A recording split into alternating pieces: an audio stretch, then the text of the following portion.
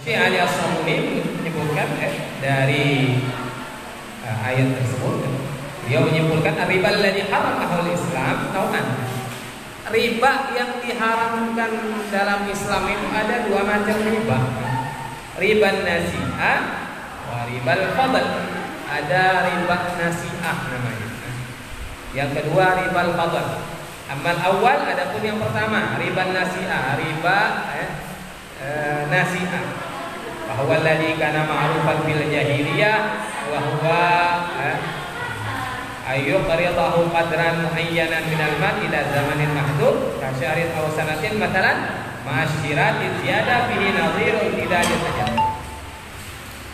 Ada riba nasi'ah, ini yang riba yang ma'ruf populer di kalangan masyarakat jahiliyah dahulu sebelum Nabi diutus menjadi rasul, memang sudah menjamur ini di kalangan kaum jahiliyah, yaitu seseorang memberikan hutang kepada orang yang berhutang dengan ukuran tertentu untuk waktu atau tempo tertentu seperti sebulan ataupun setahun, disertai dengan ada syarat. Ketika memberi hutang itu ada syarat. Nih, saya kasih kamu hutang 1 juta, nanti kalau kamu mengembalikannya dalam tempo 1 bulan harus 1.100.000.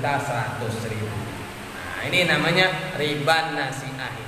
Ini yang dilakukan oleh kebanyakan orang sekarang ini, yang di pasar-pasar keliling-keliling rentenir itu, nyari orang, pinjamkan uang, nah, kemudian nanti orang yang dipinjamkan itu harus membayar dengan lebih. Harusnya kan kalau pinjam 1 juta yang kembalikan 1 juta. Nah, tapi tidak disyaratkan. Orang yang ngasih pinjam ini berikan syarat. Nah, ini saya pinjamkan uang untuk kamu usaha, nanti kalau kamu kembalikan harus ada lebihnya, 15% ataupun 10%. Itu yang dilakukan oleh Arab jahiliyah dahulu. Ini namanya riba nasi'ah.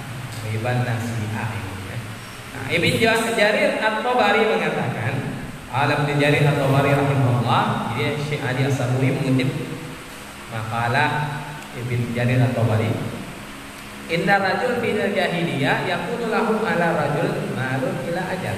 Ada seorang lelaki pada masa jahiliyah.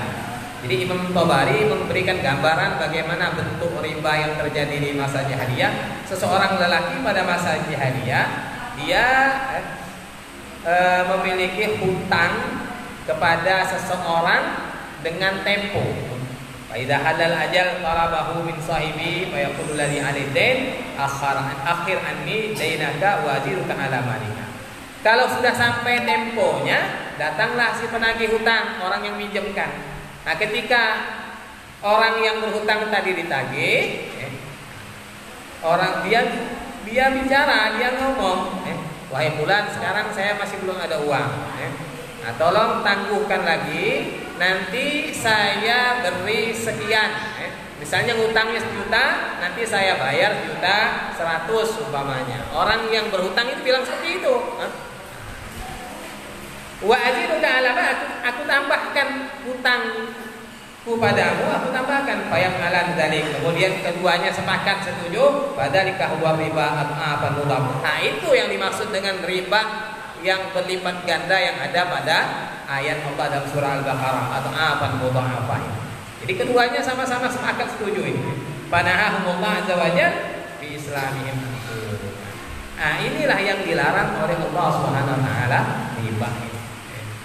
Baik yang menginginkan itu dari pihak yang menghutangkan ataupun orang yang berhutang. Umpamanya tadi orang yang berhutang bilang, "Ini saya pinjamkan uang." Tidak ada syarat harus bayar sekian. Sebulan 1 juta. Setelah sampai 1 juta, setelah sampai 1 bulan, orang yang hutang ketika ditagih dia belum punya uang. Dia minta tempo dan dia bilang, wahai fulan, kasih aku tempo sebulan lagi, nanti hutangnya akan kutambahkan. Kata orang yang berhutang, nanti aku bayar 1,5 juta umpamanya. Kalau kamu mau ngasih aku tempo, aku bayar 1,5. Nah, orang yang ngasih hutang setuju. Nah, ini juga namanya riba ini. Walaupun itu berasal dari orang yang dihutangkan.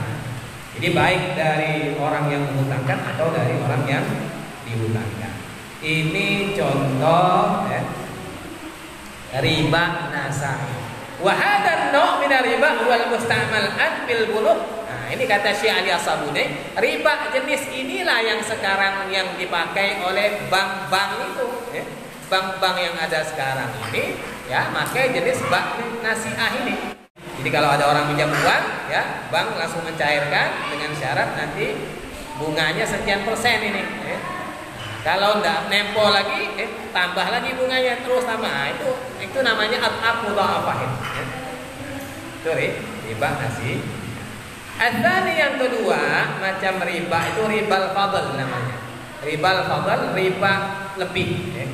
Nah itu contohnya itu seperti orang jual beli emas dengan emas ataupun perak dengan perak, ini tidak boleh lebih. 1 gram emas ya harus dibayar dengan 1 gram emas. 50 gram perak harus dibayar dengan 50 gram perak, tidak boleh lebih. Beras sama beras, gandum sama gandum itu harus sesuai, tidak boleh lebih. Meskipun kualitas berbeda, tapi jenisnya sama. Umpamanya seperti kita kan kalau di Indonesia ini ada nama beras yang bagus, beras yang jelek. Nah, beras Cianjur sama beras Brebes umpamanya, kan mungkin beda. Cianjur kan sudah terkenal mahal harganya. Ada seseorang mau beli beras Cianjur dengan beras Brebes. Beras Brebes 2 kilo, beras Cianjur sekilo. Ini namanya riba. Jadi walaupun harganya lebih mahal harga beras Cianjur, tetap harus kalau mau beli dengan beras harus sama timbangannya, ukurannya harus sama dan harus kontan gitu. Itu riba fadl. Jadi harus sama. Seperti juga buah dengan buah. Jadi timbangannya harus sama takarannya. Jadi tidak masalah jenisnya, yang penting timbangannya itu sama. Tidak boleh lebih. Apalagi buat emas sama emas. Walaupun emas, kan kadang-kadang sekarang ada emas 24 karat, ada 18 karat, sama-sama emas. Nah, tapi kalau mau jual beli emas sama saja harus ukurannya sama, gram-gramnya harus sama. Nah, biar tidak dijual dulu. Nah, biar tidak merasa dirugikan, ya jual dulu emas yang 24 karat ataupun yang 18 karat, baru beli emas yang 24 karat. Nah, sama seperti beras tadi. Kalau mau beli beras Cianjur dengan beras Brebes, jual dulu beras Brebesnya, nanti uangnya dipakai beli beras Cianjur. Itu seperti itu. Itu riba fadl. Nah, itu riba yang dua riba yang diharamkan, riba nasi'ah dan riba fadl. Riba yang diharamkan dalam Islam kata Syekh Ali As-Sabuni.